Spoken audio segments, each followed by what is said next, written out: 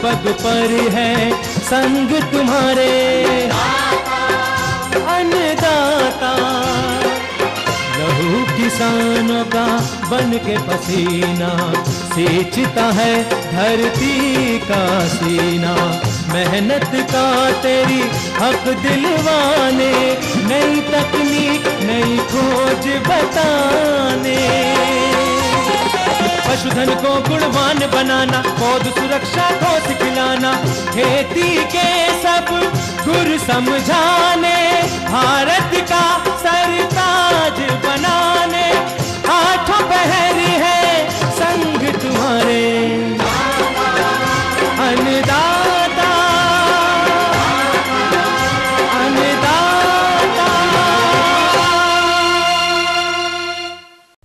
सुप्रभात, मैं हूं आपके साथ विभा उपाध्याय। आप सभी दर्शकों का अन्नदाता कार्यक्रम में स्वागत करती हूं। हर रोज की तरह कार्यक्रम में हम लेकर आते हैं खेती बाड़ी से जुड़ी हुई बहुत सारी लाभकारी जानकारियां। तो चलिए सबसे पहले देखते हैं क्या कुछ है इस वक्त सुर्खियां। स्पॉनिंग के उपरांत बटन मशरूम के उत्पादन कक्ष का प्रबंधन।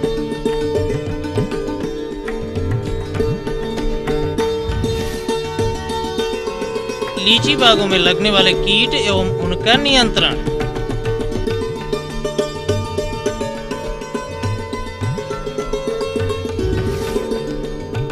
जाड़े के मौसम में पान बरेजों की देखरेख पर जानकारी।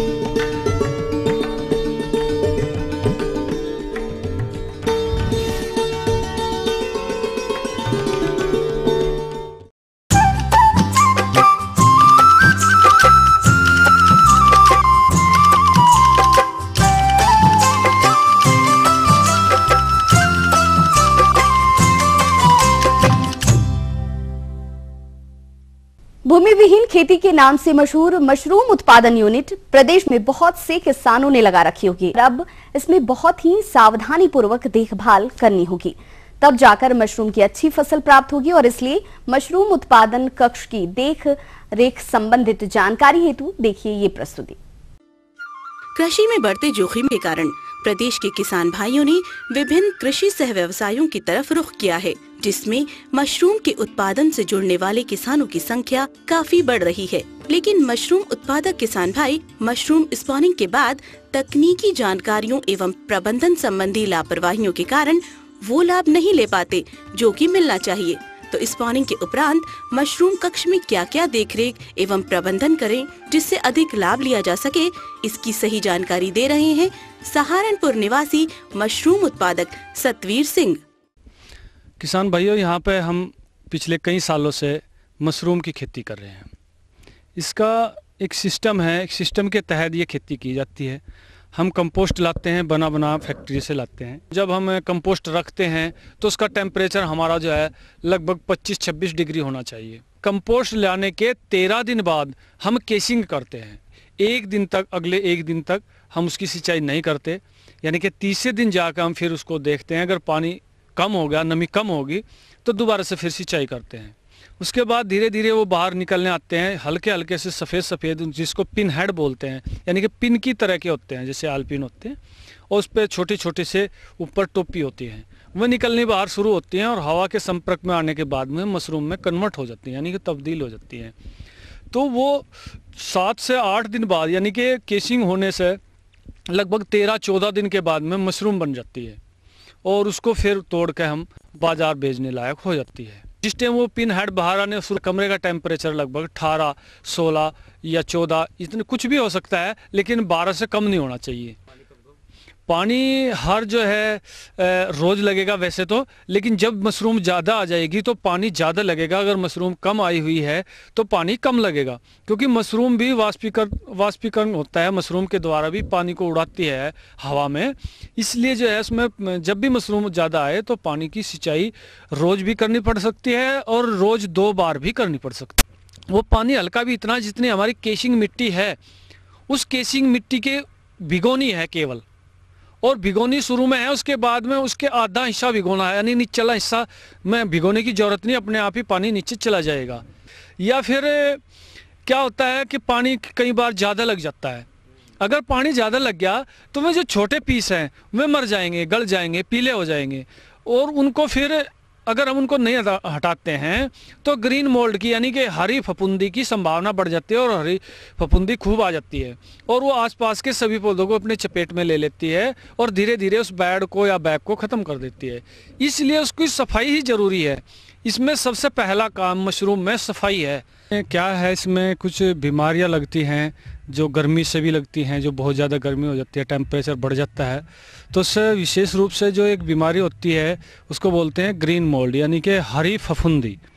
ये हरी फफूंदी ऐसी होती है कि हमारा जो इसका कवक होता है मशरूम का, उसको प्रभावित करती हैं, उसको डैमेज करके जो है उसको पूरी तरीके से नष्ट भी कर देती हैं। इसलिए इसका उपचार के लिए जो है हम जो है कार्बन डाइजीम 1 लीटर में 1 ग्राम के हिसाब से जो है उसको जगह से हटा के उसके ऊपर जो है छिड़काव करते हैं। दूसरी जो बीमारी आती है इसमें वो आती है बैट बबल, यानी कि एक मशरूम को क्रूप कर देते हैं और वो एक वायरस से पैदा होती है। इसका वैसे तो कोई निश्चित इलाज नहीं है। इसका इलाज जो है सावधानी ही इसका इलाज है, साफ़ सफाई इसका इलाज है। तो उसका समाधान यही है कि उस स्थान से तत्काल उसको हटाया जाए, वहाँ पर नमक या बावस्टीन आदि का छिड़काव किया जाए या मैंकोजेब जो दवाई आती है मिक्सचर में उसको डाला जाए। दूसरा, जिस कमरे में हमने मशरूम लगाई है वो डार्क होना चाहिए, उसमें अंधेरा होना चाहिए, यानी कि अंधेरे में भी मक्खी नहीं जाती है। अगर गेट लगे हैं, गेट पे जाली लगा दो, जाली पे आप नुआन आदि का छिड़काव कर सकते हैं हफ्ते में।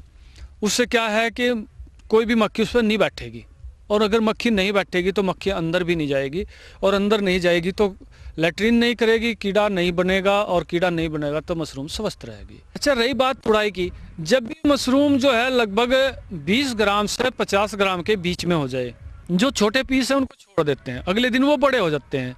उसके बाद में जो बड़े पीस हैं वो अगले दिन निकल जाएंगे, जो छोटे पीस हैं वो अगले दिन के लिए छोड़ देंगे।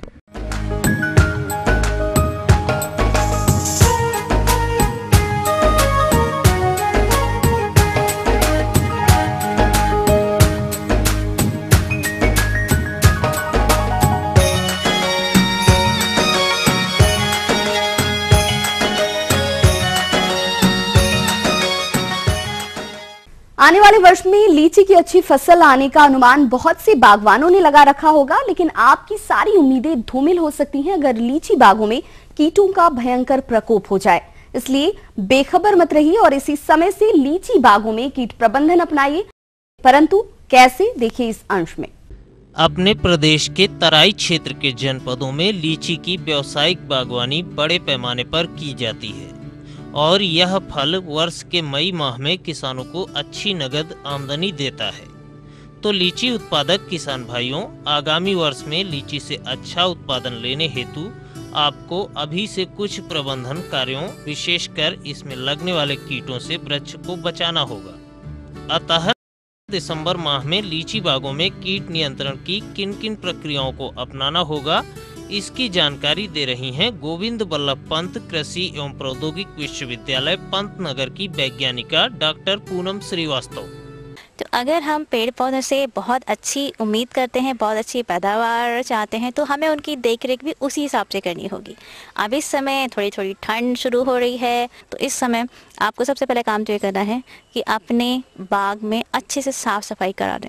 हम क्या करेंगे कि जो भी हमने पत्तियाँ इकट्ठी की हैं, बाग में इधर उधर पड़ी होती है, उनको आप इकट्ठा कर लीजिए, एक जगह पर ले आइए और बाग के एक किनारे पर या बाग के बीचों बीच में हमने उसे शाम के समय, जैसे ही सूरज डूबने को होता है, हमने उसमें धुआं कर देना है। धुआं करने का मतलब ये है कि उस धुएं से जो भी निकलेगा उससे क्या होगा कि वो जो कीड़ा है उसकी महक से, धुएं से वो जो है विचलित हो जाएगा और हमारे बाग में आएगा ही नहीं, प्रवेश ही नहीं कर पाएगा। इस प्रणाली को हम धूमन क्रिया कहते हैं, स्मोकिंग कहते हैं, और ये उन सारे कीड़ों के लिए है जो अक्सर लीची और अमरूद के पत्तियों को खाकर नुकसान पहुंचाते हैं। दूसरा, ये इस समय आपको छाल भेदक कीट की फ्रास यानी जो रिबन की तरह बुरादा से पेड़ से निकला रहता है वो भी दिखाई दे रहा होगा। ये कीड़ा भी इसमें सुप्तावस्था में जाने वाला है। तो यही समय सबसे अच्छा है कि हम दिन के समय पर उस कीड़े को मार दें। दिन के समय पे कीड़े को मारेंगे कैसे? ये रात में ही निकल कर छाल को खाता है, तो दिन के समय ये अपने जो छेद होता है वहाँ बैठा रहता है। तो हमने क्या करना है, एक तिल्ली लेनी है, साइकिल की तिल्ली आप ले सकते हैं या कोई भी लोहे की बड़ी सी तिल्ली ले सकते हैं, और एक रुई का पाहा लीजिए, उसमें या तो मिट्टी का तेल या पेट्रोल या फिर डाइक्लोरोवास नाम की कोई भी दवा जो धूमन क्रिया में सफल हो उसको आप ले लीजिए। रुई के फाई को डुबाइए और तीली की सहायता से जितना आप छेद के अंदर जो है डाल सकते हैं वैसा उसको डाल दीजिए। तो वो कीड़ा जो है इसकी गंध से मर जाएगा और आगे आने वाले टाइम में नुकसान नहीं पहुंचाएगा। और यही काम आप तनाव भेदक के लिए भी कर सकते हैं। तनाव भेदक में भी बिल्कुल यही प्रक्रिया करनी है। तो इन दोनों चीज़ों को पहले कर लीजिए। दूसरा, निराई गुड़ाई जरूर कर लीजिएगा, क्योंकि जो कीड़े नीचे छुपे रहते हैं, जैसे कि पत्ती लपेटक कीट जो है, अभी वो कीड़ा ज़मीन के अंदर चला गया है और कुछ दिनों बाद फिर से निकलेगा और जो है नुकसान पहुंचाना शुरू कर देगा। तो निराई गुड़ाई जब आप कराएंगे और पत्तियों को जलवाएंगे तो ये कीट भी स्वतः ही, क्योंकि प्यूपावस्था में है, खत्म हो जाएगा। तो एक काम तो आप ये कर सकते हैं, जिन जगहों पर अष्टपदी जो कि पत्तियों को घुंघराली बनाने वाली अष्टपदी है, माइट जिसे हम कहते हैं, अगर वो रहती है तो बहुत थोड़ा सा चौकन्ना हो जाइए। अभी से उसकी तैयारी करिए। पहले देखिए किस किस जगह पर वो है, और ये काम अगर आप पूरे इलाके में एक साथ करें तो बहुत अच्छा है, क्योंकि किसी के भी बाग में अगर एक पेड़ भी रह गया तो ये सारे के सारे बाग को और पूरे के पूरे एरिया को यानी क्षेत्रफल को प्रभावित कर सकता है। तो सब लोग मिलकर ये काम कर सकते हैं। पहले देखें कि कहाँ कहाँ पर इस अष्टपदी कीड़े की होने की संभावना है। ये कीड़ा नहीं होता है, एक माइट होती है अष्टपदी जिसके कि 8 पैर होते हैं। तो देखेंगे कैसे, पहचानेंगे कैसे। तो पत्तियां इसकी वजह से थोड़ी सी घुंघराली होना शुरू हो जाती हैं, भूरी सी हो जाएंगी, जैसे चॉकलेट का रंग भूरा होता है, घुंघराली हो जाएंगी और मुड़ जाती हैं। तो और अगर हम आप छूकर देखें उसके तो उसकी सतह जो है बहुत ही मुलायम हो जाती है। तो अगर ऐसी तरह की ग्रसित पत्तियां, प्रभावित पत्तियां आपके पेड़ पर दिख रही हैं तो आपको क्या करना है, इसको जनवरी के महीने तक, अगले महीने और जनवरी के लगातार इसको काट छाट करते रहिए। पूरी नज़र रखिएगा दोनों महीने में कि इसकी काट छाट बराबर करते रहें, और काट छाट के बाद में इसको पूरी तरह जला दें। जलाने के साथ, क्योंकि इकट्ठा मत करिएगा, इसको जलाना तुरंत ही है, नहीं तो ये रह जाएगा। और दूसरा एक काम ये करना है कि जब आप काट छाट करें उसके बाद में एक अष्टपदी को मारने की एक दवा है, वो है डाइकोफॉल, और उसका 2% घोल आपको बनाना है। 2 मिलीलीटर प्रति लीटर पानी की मात्रा आपको बनाकर इसका छिड़काव अपने सारे पेड़ों पर कर देना है। और ये आपको एक तो अभी करना है और एक 7 दिन के बाद करेंगे। तो अगर ये काम कर लेंगे तो अष्टपदी की समस्या भी अपने आप समाप्त हो जाएगी। तो इन सब चीज़ों की तैयारी अगर आप अभी से करना शुरू करेंगे तो फिर कोई भी शक नहीं है कि आप अपनी लीची की पैदावार को बहुत अच्छे से बढ़ा सकते हैं और बहुत ही अच्छी फसल आप ले सकते हैं। तो ये थी कुछ उपयोगी जानकारियां, और अब लेते हैं एक छोटा सा ब्रेक और जल्द लौटेंगे और कार्यक्रम में आगे है महत्वपूर्ण जानकारियां। बने रहिए हमारे साथ।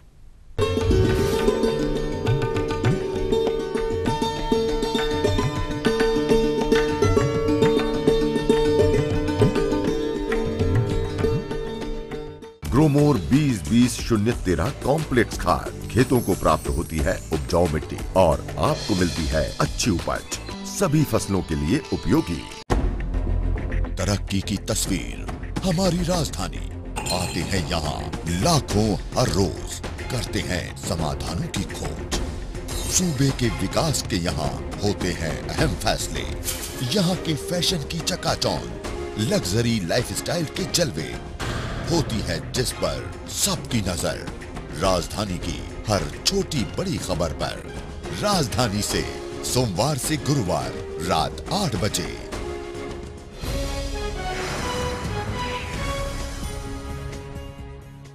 ग्रोमोर 20-20-013 कॉम्प्लेक्स खाद खेतों को प्राप्त होती है उपजाऊ मिट्टी और आपको मिलती है अच्छी उपज, सभी फसलों के लिए उपयोगी।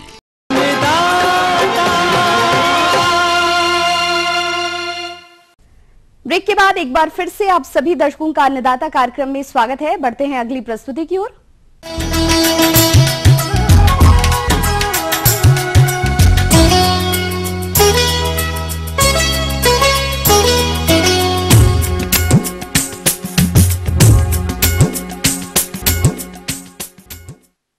प्रदेश में ठिठुरन भरी सर्दी जीव मात्र वनस्पतियों के लिए आफत बनकर आती है। इसलिए खेती बाड़ी में भी मौसम अनुरूप प्रबंधन करने होते हैं। अगर बात पान बरेजे की हो तो ये और भी ज्यादा जरूरी हो जाता है। इन्हें पाले के प्रकोप से बचाया जाए, जिस पर पूरी जानकारी हेतु देखिए ये रिपोर्ट। व्यावसायिक फसल पान के इक्का दुक्का बरेजे तो आपको पूरे प्रदेश में कहीं भी नजर आ जाते हैं, परंतु बुंदेलखंड के जनपद महोबा में पान उत्पादक किसानों की बहुत बड़ी संख्या है। जब खेती बड़े पैमाने पर होती है तो बाजार भी बड़ा लगता है। महोबा के इसी पान बाजार का जायजा लेने पहुंचे ईटीवी संवाददाता, परंतु जब उन्होंने बाजार में पान की गुणवत्ता देखी तो इस मौसम में उन्हें पान के गुणवत्ता युक्त पत्ते बहुत कम देखने को मिले। एक पान बरेजे के अंदर किसान शंकर लाल चौरसिया भी इसी उधेड़बुन में लगे थे कि आखिर शीतलहर से पान को कैसे बचाया जाए। अब सर्दी रही है, इसलिए काफी सर्दी में पान गल रहा है और सर लग रही है, काफी नुकसान हो रहा है। और हम क्या उपाय करें जो हमारा पाले से बच सके। इन सब समस्याओं को लेकर हम सीधे पहुंच गए औद्यानिक पान प्रयोग एवं प्रशिक्षण केंद्र महोबा और इस बाबत पूरी जानकारी एकत्रित की यहाँ के वैज्ञानिक डॉक्टर IA सिद्दीकी से। तो देखिए उन्होंने क्या सुझाव दिए। आज मैं उन किसान भाइयों को जो पान की खेती कर रहे हैं, तो देखने में आया है, किसानों से संपर्क करने पर भी ज्ञात हुआ है कि किसानों के बरेजों में पत्तों में जो ठंड की शिकायत शुरू हो गई है, कहीं कहीं पत्ते गिर रहे हैं। तो मैं उसकी जानकारी देने जा रहा हूं कि आने वाली और ज़्यादा ठंड में अपने बरेजों में लगी हुई पान की फसल को हमारा किसान भाई किस प्रकार बचाए, इसकी जानकारी देने जा रहा हूँ। सर्वप्रथम मैं बता दूं अपने किसान भाइयों को कि बरेजे में इस समय जिन किसान भाइयों ने ऊपर छत में छवाई न की हो तो उसकी छवाई अच्छी तरह से कर लें, क्योंकि रात में ओस गिर रही है और तापक्रम कम हो रहा है, जिसके कारण जो पत्ती का जो पान बेल का शीर्ष भाग ही ऊपर का भाग है, आप उसको देखेंगे कि वो वहाँ से एक किस्म से सुकड़ सा रहा है, सुकड़ के, जिससे कि उसमें ठंड का असर हो रहा है। और अगर इस तरह के का उसमें असर हुआ तो आने वाली जो भी पान बेल में जो भी पत्ते लगे हैं वो सब धीरे धीरे गिर जाएंगे। तो हम किसान भाइयों से ये कहेंगे कि समय रहते हुए जितने जल्दी हो सके अपने बरेजे में छवाई करना, पहले उसका प्रबंध करें, छवाई कर लें। दूसरी बात, प्रायः देखा जाता है कि इस समय किसान सर्दी की वजह से पानी की तरफ यानी सिंचाई की तरफ थोड़ा कम ध्यान दे पाता है, जबकि आपको मैं बता दूं कि पान में भी उसी तरह है कि यदि थोड़ा से भी पानी की कमी रहती है पान में, तो उन फसलों में, उन बरेजों में पाले का यानी सर्दी का प्रकोप बहुत पहले हो जाता है। तो कहने का तात्पर्य मेरा ये है कि हमारे किसान भाई हल्का पानी यानी हल्की सिंचाई अपने बरेजे में अवश्य करते रहें। एक बात मैं और बता दूं आपको कि जब किसी भी एजेंसी से किसी भी कारण से जब पान की बेल में कुछ कमजोरी आती है तो आप देखेंगे तरह तरह के उस पर इन्फेक्शन संक्रमण आ जाते हैं।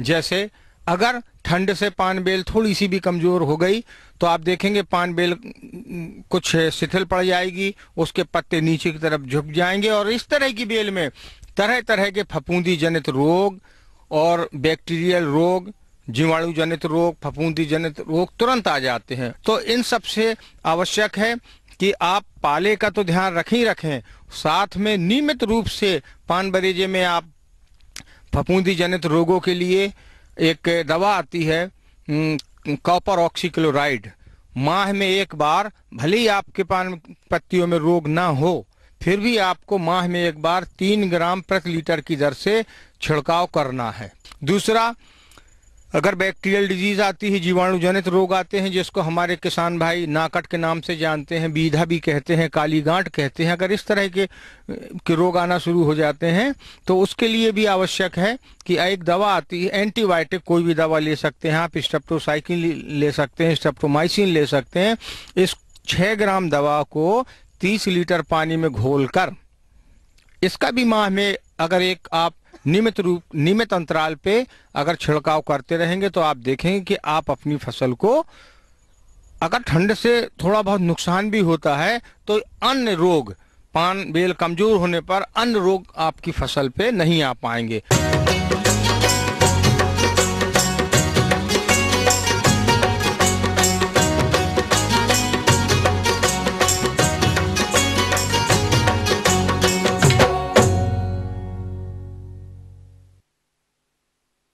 जिन किसानों ने बैंगन की फसल लगा रखी है उनमें अभी फूल और फल बनने की अवस्था चल रही होगी और इस अवस्था में कुछ समसामयिक प्रबंधनों को अमल में लाना बेहद जरूरी है। तो इन्हीं सब बातों की जानकारी लेकर आए हैं कार्यक्रम के इस अंश में। सब्जी वर्गीय फसलों के अंतर्गत हमारे जिन किसान भाइयों ने बैंगन की फसल लगा रखी होगी उनकी फसल इस समय पुष्पन एवं फलन की अवस्था में होगी और इस फसल से अच्छा उत्पादन प्राप्त करने के लिए इसमें इस समय कुछ सस्य प्रबंधन कार्यों का किया जाना नितांत ही आवश्यक होता है, जैसे खरपतवार प्रबंधन, उर्वरक एवं सिंचाई प्रबंधन तथा पौध सुरक्षा इत्यादि। लेकिन हमारे किसान भाई इन सस्य प्रबंधन कार्यों पर कोई विशेष ध्यान नहीं देते, जिससे उनकी फसल में खरपतवारों की अधिकता तथा कीट रोगों का प्रकोप बढ़ जाता है और फसल कमजोर हो जाती है, जिससे किसान भाइयों को निम्न गुणवत्ता युक्त बैंगनों की प्राप्ति होने से बाजार में कम मूल्य की प्राप्ति होती है और उन्हें आर्थिक हानि का सामना करना पड़ता है। हमारे संवाददाता ने भ्रमण के दौरान ग्राम जरौद, जिला रायपुर के प्रगतिशील कृषक हरीश बावरिया से मुलाकात की, जिन्होंने बैंगन की फसल लगा रखी है। तो आइए मिलते हैं उन्हीं से और जानते हैं कि वे अपनी फसल का प्रबंधन किस प्रकार से करते हैं। अभी इस वक्त हमने ये भाटा लगाया है 212 VNR। ये भाटा जो छत्तीसगढ़ में सबसे ज्यादा चलता है और इसमें पानी न भरे, इसके सबसे बोले इस टाइप से क्यारी बनाई है कि सिर्फ बाई ड्रिप के ही द्वारा पानी जाता है और भी किसी भी तरह से पानी नहीं जाता। पानी बारिश के समय इसमें तकलीफ आने से ये इसीलिए मांदा ऊपर करते हैं, मांदा ऊपर रहने से पानी नीचे रहता है और उस समय बाई ड्रिप से भी पानी को रोक दिया जाता है। कम से कम 65 दिन में ये फल देना शुरू करता है और 60-65 दिन तक 15-15, 20-20 दिन के डिस्टेंस में इनको हर टाइप के खाद देते हैं। 052, 34, 0050, 1261 ये जितने भी है और माइक्रोन्यूट्रिएंट ऐसे देते इनमें इसमें 2-3 बार निंदाई भी करनी पड़ती है। ड्रिप इरिगेशन होने से निंदाई थोड़ी कम करनी पड़ती है, लेकिन फिर भी पेड़ से पेड़ के बीच में ड्रिप इरिगेशन में पानी मिलता है उसको, तो वहाँ घास पतवार होती है उसको हटाने के लिए निंदाई करते हैं। अभी ये स्टेज में है, अब फल देना शुरू कर दिया है, ये फ्रूट्स वगैरह आने शुरू कर दिए हैं। फ्रूट्स आने के बाद थोड़ा सी खाने की मात्रा बढ़ा देते हैं, जैसे 052, 34, 1261, 13045, 0050 ये थोड़ी थोड़ी मात्रा में इनको बाइट ड्रिप के द्वारा दिया जाता है और बीमारी को कंटिन्यूशन इसमें मॉनिटरिंग की जाती है कि कोई भी बीमारी न लगे। अभी ठंड है, ठंड की वजह से बीमारियां कुछ कम होती है। पानी इनको टेम्परेचर और मॉइस्चर के हिसाब से इसमें पानी की मात्रा देते हैं। पानी हर एक दिन की आड़ में 600 ml 1 घंटे में इसमें जाता है, तो एक एक पेड़ को 600 ml से 1000 ml करीब रहता है। एक जाड़ में एक ड्रॉप्स के हिसाब से 1 घंटे में 600 ml होता है, उस हिसाब से 3-4 घंटे बाई ड्रिप से पानी चलाया जाता है। आगे है कुछ और भी रोचक जानकारियां, पर यहाँ रुकेंगे एक छोटे से कमर्शियल ब्रेक के लिए और जल्द हाजिर होते हैं।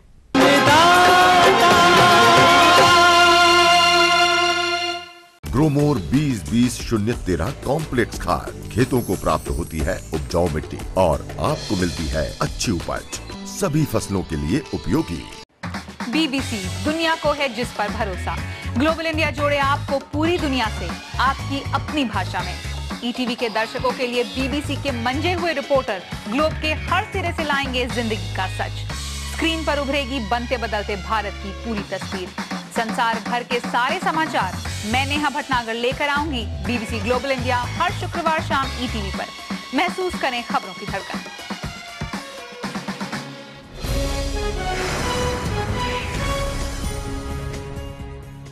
ग्रोमोर 20-20-013 कॉम्प्लेक्स खाद खेतों को प्राप्त होती है उपजाऊ मिट्टी और आपको मिलती है अच्छी उपज, सभी फसलों के लिए उपयोगी।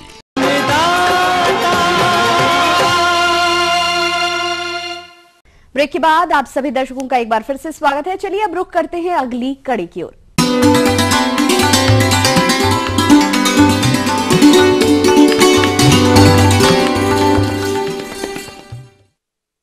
अन्नदाता हेल्पलाइन निशुल्क फोन संपर्क सेवा के माध्यम से आपके द्वारा पूछे गए प्रश्नों में से एक या दो महत्वपूर्ण प्रश्नों को हम अपने कार्यक्रम में शामिल करते हैं और इसी के तहत आज का चयनित प्रश्न और उसका जवाब इस प्रकार से है। निशुल्क अन्नदाता हेल्पलाइन में आज जो प्रश्न शामिल किया गया है उसे पूछा है बहादुरगढ़ हापुड़ से आसिफ खान ने। आप जाड़े के मौसम में ब्रायलर चूजों के देखरेख संबंधित जानकारी चाहते हैं, तो इसके लिए देखिए कार्यक्रम की यह प्रस्तुति। इस जाड़े के मौसम में, जैसे आप जाड़ा तो शुरू ही हो गया है, तो इस मौसम में जो है आपको पता है कि धूप, यहाँ जो शीतलहर चलती है करीब 9:30-10 तक जो है धूप आती है मुर्गियों के शेड में, और फिर जो है आपके 2:30-3 बजे तक धूप रहती है, उसके बाद लगभग समाप्त हो जाती है शेड में। फलस्वरूप क्या होता है कि जैसे जो लोग जो है ब्रॉयलर पालन में साधारणतः ये बहुत बड़ी समस्या होके आती है कि क्योंकि ब्रॉयलर जो है गहरी बिछाली पद्धति पे पाला जाता है, तो इस दौरान जो है लीटर जब गीला होता है तो लीटर सूखने में टाइम लगता है और कभी कभी लीटर सूखता भी नहीं है। आप अगर हवा और धूप आने के लिए आप अगर जो भी बोरी टांग के रखे हैं या फिर जो भी खिड़कियां खोल के रखे हैं उसको अगर आप खोल देते हैं तो आपको हमेशा ये डर लगता है कि कहीं मुर्गियों को ठंड ना लग जाए, क्योंकि अगर आप पूरा खोल देते हैं धूप तेज नहीं होती है, हल्की सी धूप होती है और साथ ही साथ जो है आपका इस मौसम में जो हवा चलती है इस दौरान जो है मुर्गियों को ठंड लग सकती है और फिर जो है मुर्गियों को कई सारी बीमारी हो सकती है। तो आपको ये करना है कि जब भी धूप आती है उस समय आप खिड़की को खोल दें। धूप को जितना ज़्यादा धूप हो, यानी करीब 11 साढ़े 11 बजे जो है आप खिड़की या फिर जो अगर बोरी शेडों के चारों तरफ जो खुली जगह है उसमें अगर बोरी डाल के रखें तो उसको उठा दीजिए, ताकि धूप जो है 11 बजे से करीब 2, 2:30, 3 बजे तक जो है जितनी धूप आती है वो आए, और आपका जो लीटर है जो भी लीटर के लिए अगर आप भूसा या फिर बुरादा या जो भी चीज़ आप प्रयोग में करते हो तो वो सूख जाए। अगर आप देखते हो कि नहीं धूप तेज रही है और लगातार करीब 2 दिन 3 दिन या 5 दिन या 7 दिन जो है आपका लीटर गीला हो रहा है और सूख नहीं रहा है, इस सिचुएशन में, इस अवस्था में जो है आप तब चूना का प्रयोग करें, और चूना या फिर फास्फोरिक एसिड आप डाल सकते हो लीटर में, और चूना करीब 7 kg या फास्फोरिक एसिड 7 से 11 kg आप डाल सकते हो एक करीब 100 मुर्गियों के लिए। और इस दौरान जो है आपको ये भी देखना है कि जब आप खिड़कियों को खोलते हो या फिर पर्दे को उठा देते हो तो मुर्गियों को किसी भी हालत में जो है मतलब ठंड नहीं लग रही है, तो इसलिए जो है आपको मतलब ब्रूडिंग की अच्छी व्यवस्था होनी चाहिए। मतलब आपके बल्ब, ब्रूडिंग के लिए आप जो भी इस्तेमाल करते हो, बल्ब का, कुछ लोग बल्ब का इस्तेमाल करते हैं, कुछ लोग कोयले का इस्तेमाल करते हैं, कुछ लोग जो है इंफ्रारेड बल्ब्स का इस्तेमाल करते हैं। दूसरी बात यह है कि अगर हम क्रम्बल या पेलेट दाने का इस्तेमाल करते हैं तो बेहतर होगा। हम उम्मीद करते हैं कि आज का कार्यक्रम आप सभी दर्शकों के लिए उपयोगी रहा होगा। किसान भाइयों, अन्नदाता आपकी सेवा के लिए संकल्परत है और कृषि संबंधित समस्याओं और सुझावों के लिए आप हमें इस पते पर संपर्क कर सकते हैं। प्रोड्यूसर अन्नदाता, ETV Uttar Pradesh Uttarakhand, Ramoji film city Hyderabad 501512। साथ ही आप हमें ईमेल भी कर सकते हैं। हमारा ईमेल है annadata.up@etv.co.in। और इसके अतिरिक्त आप हमें निःशुल्क हेल्पलाइन नंबर 1800425408 पर शाम 5 बजे से लेकर 6 बजे के बीच संपर्क कर सकते हैं। फिलहाल अन्नदाता की पूरी टीम को इजाजत दीजिए। कल फिर इसी समय आपसे मुलाकात होगी कृषि संबंधित कुछ और रोचक जानकारियों के साथ। नमस्कार।